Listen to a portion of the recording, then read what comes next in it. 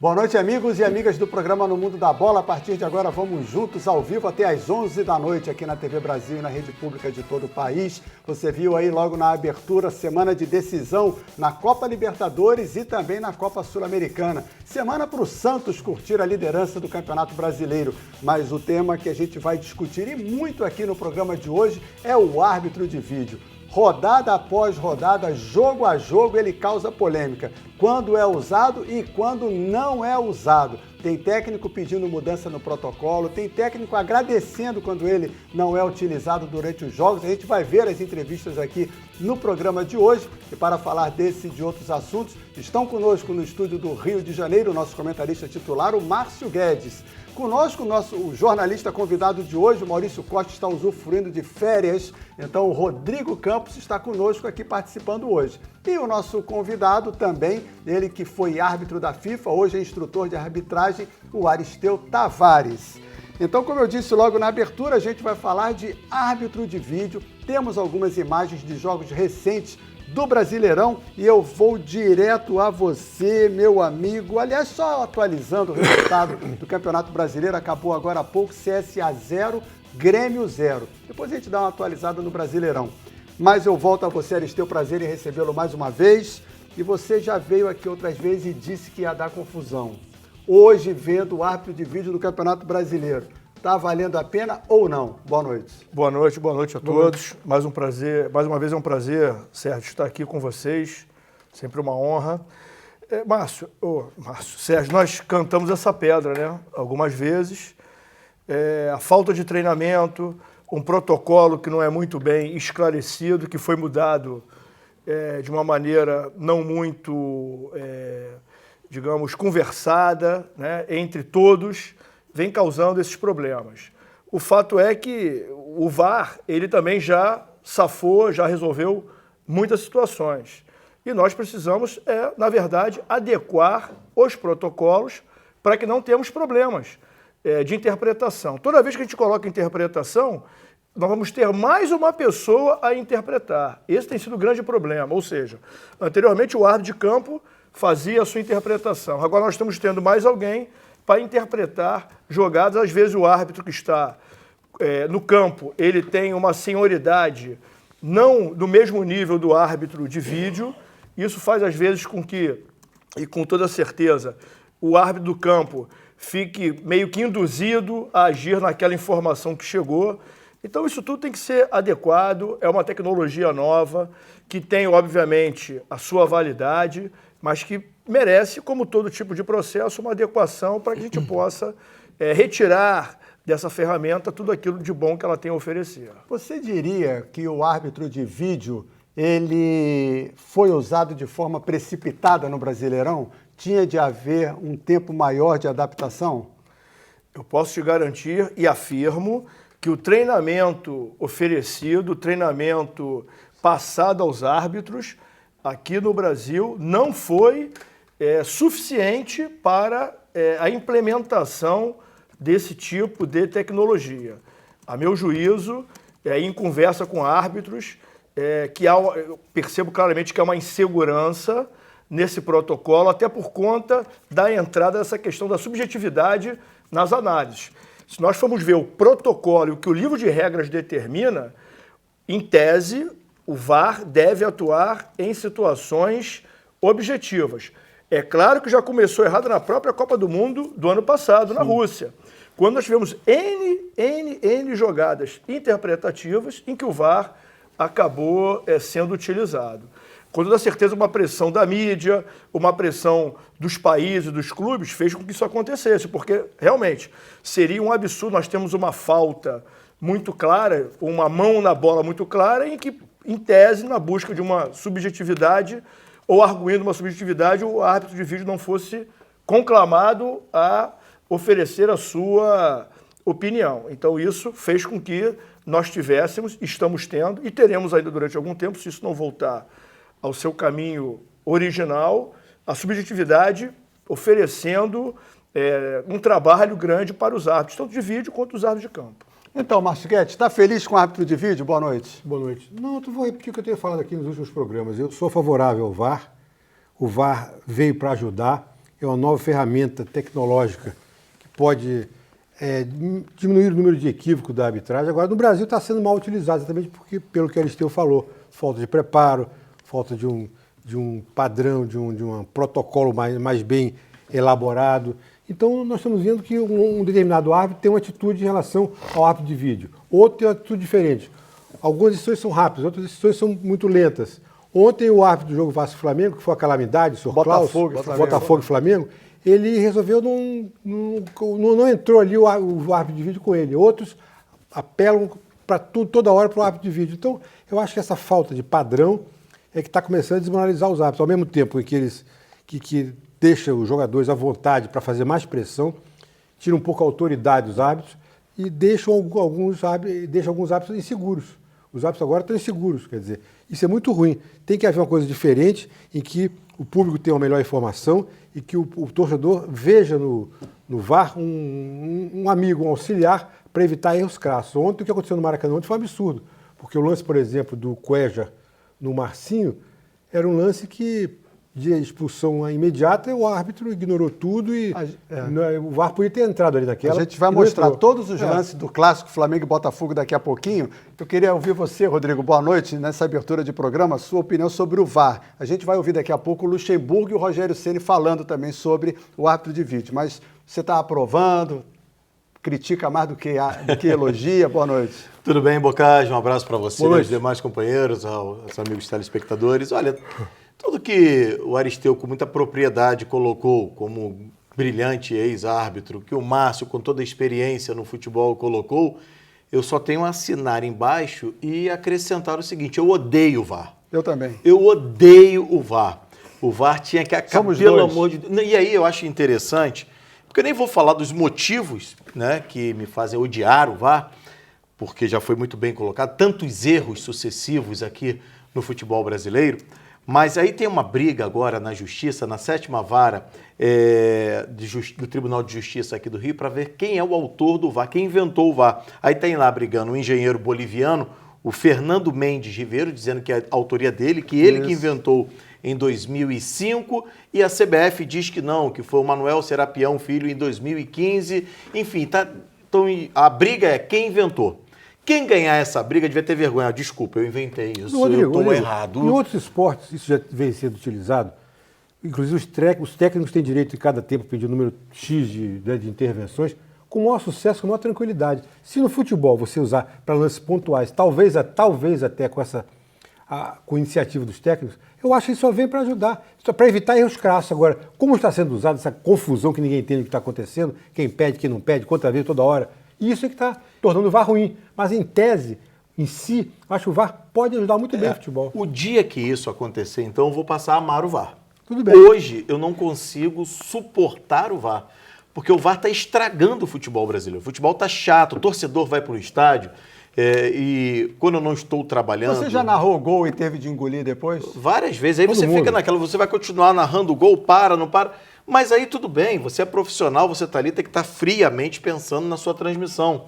Agora, o torcedor não tem que ter essa frieza. O torcedor ele vai para o estádio para ele colocar toda a emoção dele no momento do gol. O cara vai comemorar, ele fica com aquela cara de bobão, um olhando para o outro. Tá chato, VAR. Bom, eu tenho várias perguntas para você, mas vamos ouvir o Vanderlei Luxemburgo sobre o árbitro de vídeo e temos também o Rogério Ceni falando sobre essa mesma questão. Eu vou falar só uma coisa que eu acho que é legal, cara. Porra, não tivemos VAR. Fundamental isso. O árbitro dentro do campo decidiu muitas coisas. Isso é futebol. O VAR só aparece quando não tem que interferir, que perceber alguma coisa. Agora, as coisas simples do futebol, não tem que chamar o VAR para coisas do futebol. Principalmente com a vinda do VAR, times como o nosso têm mais dificuldade, vão ter mais dificuldade para se manter na Série A. Infelizmente, é uma realidade isso que acontece. Nós fomos contra o Botafogo jogar, o VAR chamou o árbitro, deu um pênalti claríssimo a nosso favor. O árbitro foi, olhou a marcação do pênalti, voltou e disse que não foi nada.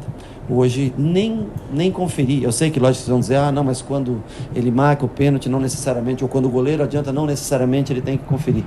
Mas tem que ter bom senso. Se a bandeira tá do lado, para quê? Para que utilizar? Para que jogar tanta responsabilidade? Nos 3 caras que estão dentro da cabine com ar-condicionado, tem 3, 4 caras no ar-condicionado. E os caras que estão se matando, a árbitra dentro do jogo, cadê o peso da decisão deles? Nós vamos deixar para quem está no ar-condicionado, que nós nem sabemos o nome. Aqui nem se cita o nome de quem estava no ar-condicionado e que validou ou invalidou cada lance. Então, quer dizer, as decisões agora contra times que vêm de fora, elas além do árbitro, você tem que falar, quando o árbitro acerta, quando ele dá um lance a teu favor, quando ele dá um lance correto, ele ainda tem que passar por tudo isso de quem está no ar-condicionado. Não, é demais, né? O Rogério falou 3 vezes de ar-condicionado. Estou entendendo. Por que tem ar-condicionado? Não entendo isso. porque... Qual o problema de ar-condicionado? É ruim? Bom? Eu acho ótimo ar-condicionado. Não, facilita. Esse jogo foi o jogo Fortaleza e Botafogo, Foi 1 a 0 que ele Botafogo, diz que o Botafogo foi beneficiado pelo árbitro de vídeo, e o outro jogo foi Vasco e Fluminense, 2 a 1 que o Vasco. Luxemburgo também elogiou o não uso do árbitro de vídeo. E aí, Aristeu? Bom, eu vou aproveitar tudo que foi falado aqui, né, Sérgio, para a gente poder dar uma dissecada. Eu acho importante. Bom, vou voltar à questão de em outros esportes o VAR, né, o árbitro de vídeo, ele é utilizado. É verdade, o Márcio tem toda a razão. Vamos lá, vamos pegar 2 esportes Foi usado hoje aqui. no Taekwondo, 10 minutos para decidirem uma marcação no PAN. Os esportes que a gente tem visto mais, né? Vôlei, E que já tem mais tempo. Vôlei e tênis. E tênis, isso. São lances objetivos. Pegou na mão do cara do bloqueio, a bola foi dentro, foi fora, o cara tocou na rede. Basicamente, no vôlei. Mas no futebol tem vários lances desse tipo também. Vamos ver, né? Por isso. Então o VAR, vamos voltar ao livro de regras. Ele diz que o VAR ele deve ser acionado para lances de gol ou não. A bola entrou ou não entrou. Se foi pênalti ou não, em relação ao aspecto territorial. Se foi dentro da área ou fora da área. Para uma falta passível de cartão vermelho em qualquer local do campo de jogo. E quando há um erro de identificação. Eu apresentei o cartão vermelho para o jogador número 3 e foi o 4. Eu apresentei 2 cartões amarelos por mesmo jogador. Se houver uma agressão que o árbitro não viu, também o VAR pode ser usado. Houve uma agressão que o árbitro de campo não viu. Sim. Aí sim, pode ser então, também. É esse lance. Uma agressão é passiva de cartão vermelho. Uma conduta violenta, né? Ou seja, a bola não está em jogo, coisas desse tipo. Está dentro desse protocolo. Então, essas jogadas aqui, esses lances, são lances também objetivos. O VAR foi criado com essa propriedade. Porém, repito, na Copa do ano passado, e a Copa do Mundo é o maior torneio, aquele que contagia, aquele que causa parâmetros, aquele que faz uma jurisprudência esportiva, se é que eu posso assim chamar, né? Ele faz com que, a partir daí, tudo tem que seja modelo em relação ao que a Copa do Mundo mostra. E lá nós tivemos uma série de lances interpretativos. Porém, estamos falando de um campeonato que dura um mês, que tem 64 jogos, ponto, e com os melhores árbitros do mundo, ou pelo menos os melhores árbitros de cada continente. Não necessariamente são os melhores árbitros do mundo, e provo. O árbitro melhor da América do Sul, que não foi à Copa do Mundo, com toda certeza é melhor que o terceiro africano, o melhor terceiro asiático que foi à Copa. Isso é fato. O primeiro europeu que não foi à Copa é melhor do que o melhor cara da CONCACAF que foi à Copa. Bom, então, quer dizer, nós temos ali uma pleiade de árbitros, e mais, o árbitro de vídeo está no mesmo patamar do árbitro apitando o jogo. Não, eu digo na Copa do Mundo. Na Copa do Mundo. Aqui não. Aqui não. Nós estamos vendo, por exemplo, o Eber Lopes, que é um árbitro com uma senioridade tremenda, às vezes como o VAR, e tem um cara que está pretendendo entrar na FIFA, e ele já foi FIFA, apitando o jogo. Ou seja, há uma disparidade. A chance de dar problema é muito grande. Exatamente. Da mesma maneira, tem o Eber Lopes apitando e o cara que está lá é um novato. Ou seja, isso não está parelho, não há uma paridade entre isso, e a regra determina que assim seja. É tarefa fácil? Claro que não. Você vai colocar os melhores árbitros para apitar o jogo. E lembrando que tem Série B, tem Série C, tem Série D, jogos decisivos. O VAR pode também ser utilizado. O árbitro do vídeo chamaria o árbitro, olha, veja isso para ver que o árbitro vai ver e ele decide. Não é o cara que decide. Então, mas muitas vezes o árbitro de campo nem vai ver. Aceita a determinação de cima. Se foi dentro da área ou fora da área, se foi impedimento ou não, na verdade não precisa ver, porque são lances objetivos. Ele vai consultar quando é um lance subjetivo. Mas eu quero dizer assim, você falou que o inexperiente lá de cima podia dar uma interpretação errada para um cara mais experiente no campo. Mas o experiente tem que olhar no vídeo ali embaixo, a televisãozinha dele, porque a decisão vai ser dele. Ele pode ter errado, ver na televisão e realmente eu errei, foi pênalti. Sim. Isso é ótimo, não é? Pode, eu até... Mas não é obrigatório que ele vá. Pois é, não é obrigatório. Para mim deveria ser. Para mim deveria ser. Para lances objetivos, para normalmente pênalti. não vai. Né? Agora, para lances subjetivos, vai. Eu só quero reforçar aqui um lance, e foi durante a Copa que eu estive aqui, ou logo depois, eu me lembro de um lance do Cristiano Ronaldo, em que, na verdade, ele atravessou a frente de um jogador, atravessou a frente dele, o VAR chamou o cara para expulsar o Cristiano Ronaldo porque ele teria com o braço atingindo o rosto do seu oponente. Na verdade, o Cristiano Ronaldo, ele teve a sua carreira obstruída de uma maneira faltosa, porque esse jogador que entrou na frente dele não poderia jogar bola, então deveria ter sido tiro livre e indireto contra esse jogador. Acabou sendo marcado assim. E todos ficaram preocupados, eu lembro disso. porque o árbitro de campo foi lá e olhou assim como que diz, pô, isso não é falta para expulsão. Chegou a balançar a cabeça, veio e mostrou cartão amarelo. Graças a Deus. É isso que nós precisamos. Exatamente. Ou seja, quando o árbitro entender que aquele chamamento não condiz com a realidade, segundo a interpretação dele, ele deve fazer valer, como você bem apontou, a decisão é dele, é do árbitro de campo. Fala, Rodrigo. O mais irritante de tudo, que eu fico mais chateado, é o seguinte, porque aí a gente está vendo uma sucessão de erros enorme.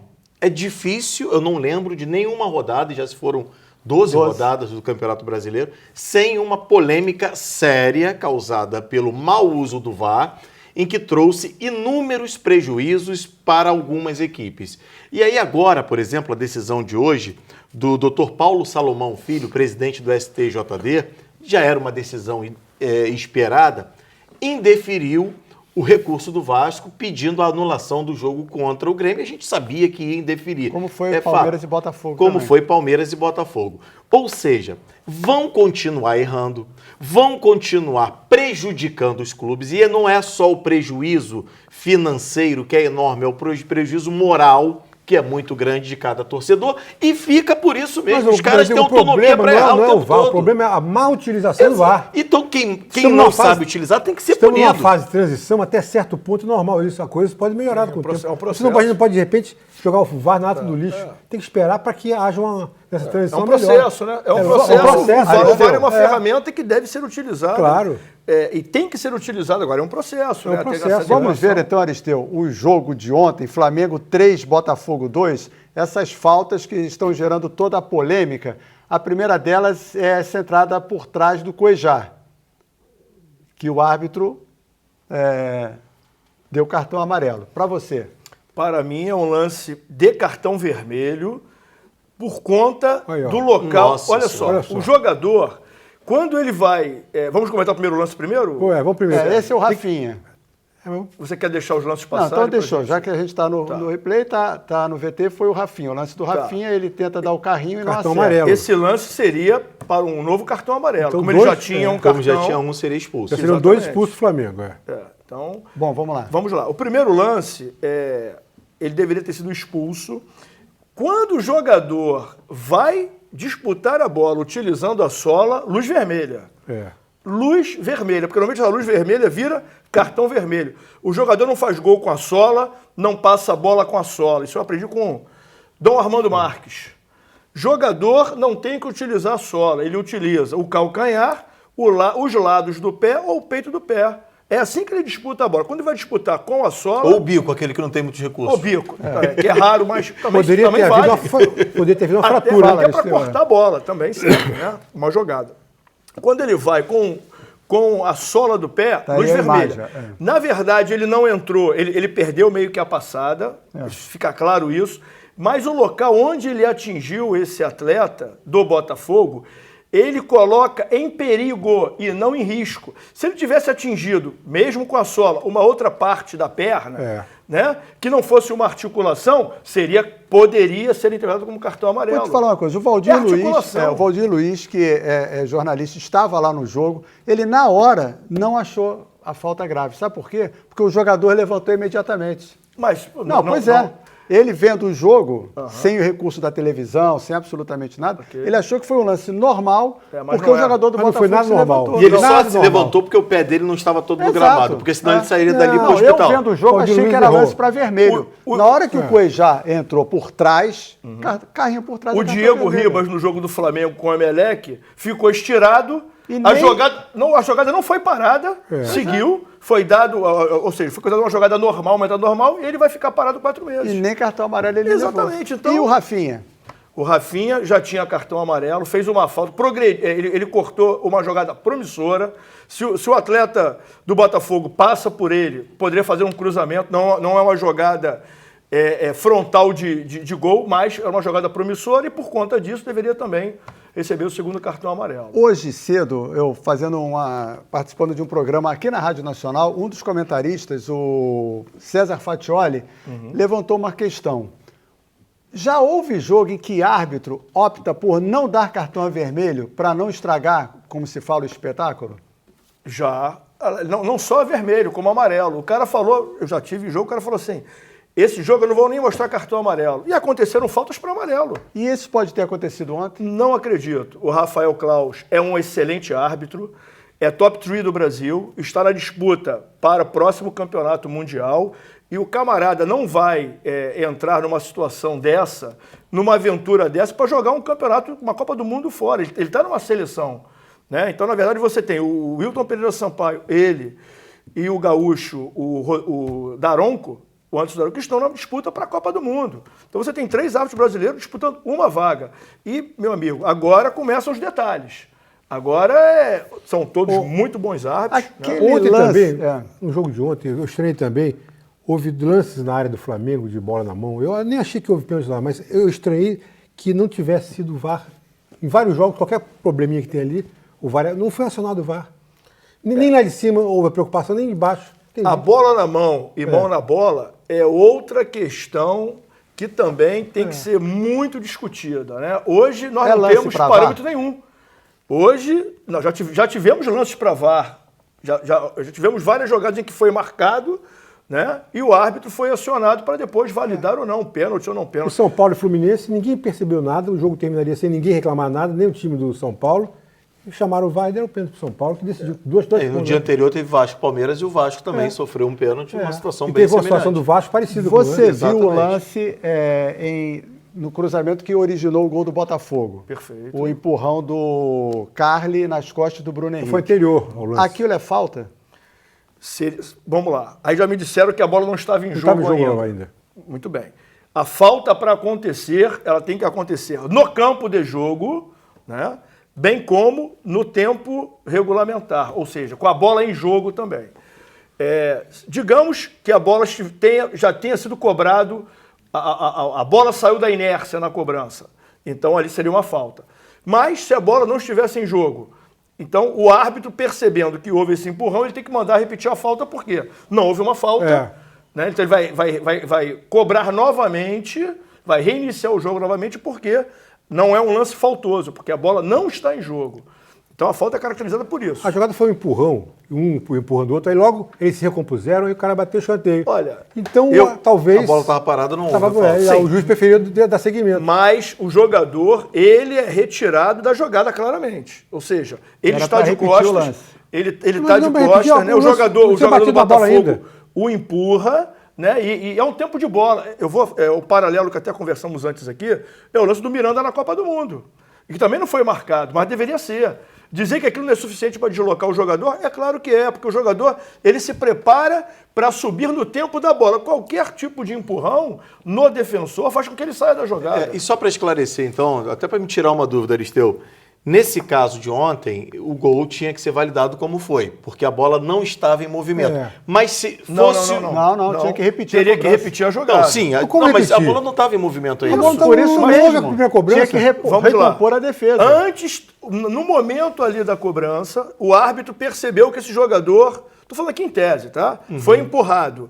E aí a bola entrou em jogo. Só que teve um lance de deslocamento que não é considerado falta, mas um lance que você retira um jogador que não merece Mas os cartão jogadores amarelo. voltaram às suas posições automaticamente. Agora, O Bruno ficou caído. Por isso é que tem que ser marcado, porque senão vai ser sempre assim. Claro. O cara vai ficar esperando cobrar a falta, antes do cara cobrar, ele empurra o jogador. Agora é bom lembrar também que Então, O Bruno Henrique estava no chão caído. Por isso você tem que mandar repetir a cobrança. E, Porque houve uma irregularidade não faltosa. Ninguém viu isso, isso apareceu hoje. Os flamenguistas resolveram catar esse lance aí para criar uma mas outra pra isso tem polêmica. o árbitro de Outra vídeo. polêmica. Márcio, entendeu? eu estou aqui para responder as Não, mas eu perguntas estou que são falando feitas. isso. O árbitro de Tô vídeo falando. poderia ter sido acionado, ou não? Poderia. Sim, poderia. E num caso E como seria esse... reiniciado caso não tivesse entrado em jogo. Isso.